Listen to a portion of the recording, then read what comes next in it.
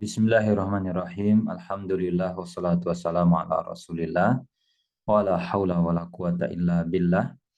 Kembali kita lanjutkan pembacaan buku Bughyatul Muqtasid Syarah Bidayatul Mujtahid di halaman yang ketiga. Nah, di sini disebutkan wa ajma'al muslimun ala jawazi al-bai'.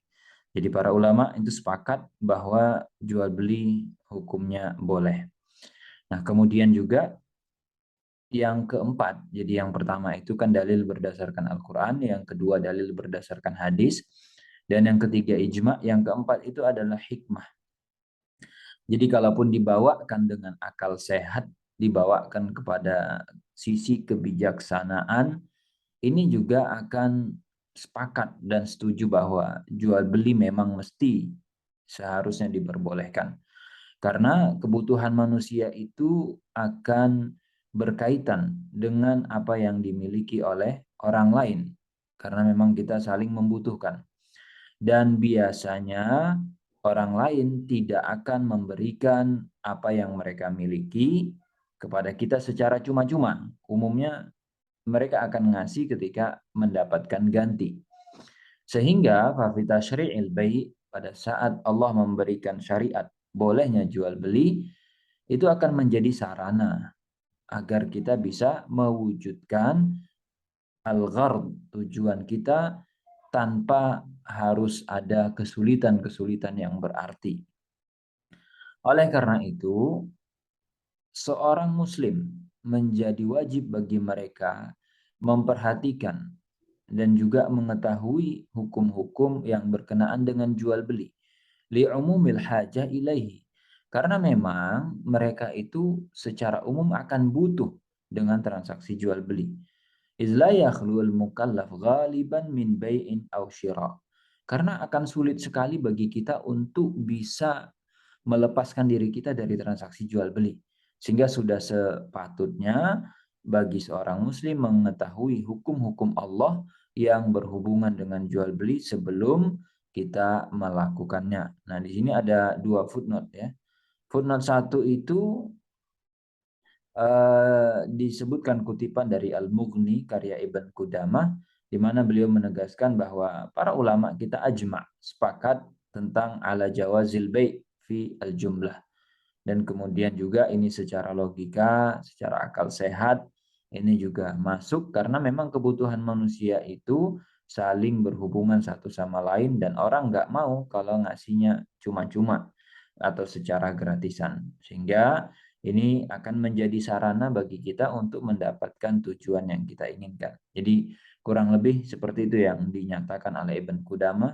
Lalu kemudian tadi di footnote yang kedua, orang yang tidak tahu lalu kemudian dia ingin melakukan transaksi di dalam jual beli ini akan beresiko. Dan Al-Imam Al-Ghazali menyebutkan dalam kitab beliau Ihya Ulumuddin dan Imam Syafi'i dalam risalahnya ini juga mengatakan bahwa seorang mukallaf tidak boleh bagi dia untuk melakukan suatu tindakan sebelum dia mengetahui hukum-hukum Allah pada tindakan itu. Sehingga orang yang mau melakukan transaksi jual beli dia wajib untuk belajar apa yang Allah sudah tentukan dan apa yang Allah sudah syariatkan pada jual beli tadi. Nah, kemudian di sini ada ucapan dari Ibn Rusdi rahimahullah terkait dengan statement beliau al-kalamu fil buyu'i hasir fi khamsi jumal. Pada saat kita diskusi terkait dengan jual beli ini, kita akan bahas dalam 5 poin utama.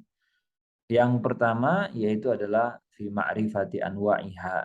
Sehingga di sini beliau memberikan semacam muqaddimah atau pengantar dalam memulai pembahasan yang memang kajian fikih terkait jual beli ini sangat banyak sekali sub-sub pembahasannya.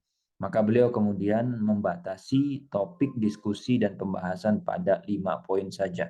Yang pertama yang akan dibahas oleh beliau terkait jual beli adalah anwa' ataupun jenisnya, variannya, ragamnya. Yaitu anwa' al-buyu'. Karena jual beli ini memiliki model yang beragam. Dan masing-masing nanti akan memiliki syarat sendiri, memiliki ketentuan sendiri, hukum-hukum tersendiri. Walaupun memang ya secara hakikat jual beli itu hanya ada satu sebenarnya. Akan tetapi kan nanti dia punya fawarid, punya turunan, punya cabang yang sangat banyak. Sebagai contoh, ijaroh atau sewa menyewa itu sebenarnya juga jual beli. Hanya saja objeknya adalah manfaat atau jasa. Kemudian ada namanya istilah as-sorf. Nah, ini juga sebenarnya jual beli, tapi karena yang menjadi objeknya adalah uang ketemu dengan uang, maka kemudian ini biar gampang diistilahkan dengan sorf. Nah, jadi kita misalkan menukar real dengan real atau real dengan uang yang lain, atau kita kalau mata uang Indonesia itu rupiah ya rupiah dengan rupiah, atau rupiah ditukar dengan mata uang yang lain. Sehingga pembahasan tentang jual beli ini sangat luas sebenarnya. Jadi sebagaimana kita ketika menyatakan kitab fikih atau buku fikih, itu kan di dalam buku fikih itu ada pembahasan tentang toharoh, ada pembahasan tentang sholat, ada tentang puasa, dan seterusnya.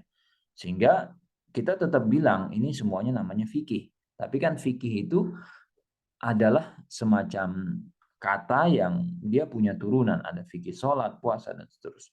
Nah sama seperti jual beli. Dia juga punya banyak model, punya hukum yang beragam, tapi tetap semuanya dibilang jual beli.